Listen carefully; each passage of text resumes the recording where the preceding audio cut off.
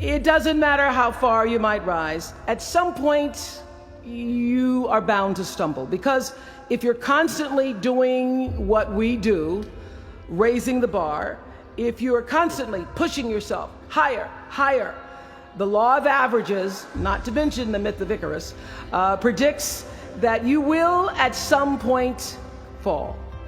You might never fail on the scale I did, but some failure in life is inevitable.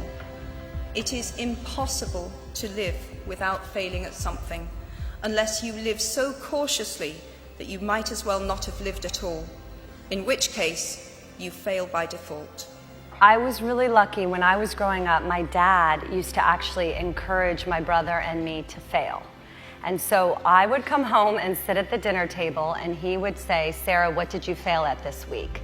And if I didn't have something, he would actually be disappointed. I love talking about my failures more than my successes, because I feel as an older woman talking to younger women, that's the most important thing I can teach.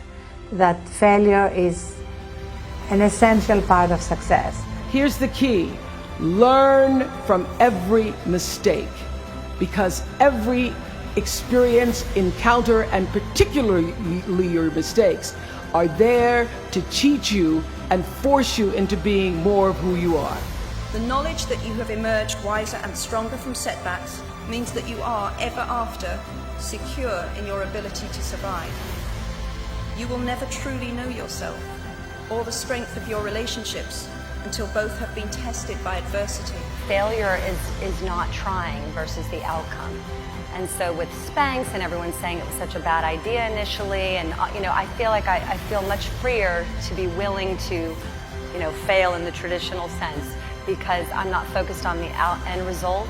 And the more, it's like working a muscle. The more you're willing to risk something and maybe fail, you realize there's always a really awesome hidden gift in it. There's nobody who has succeeded who hasn't failed along the way. It really means that you haven't really tried anything big.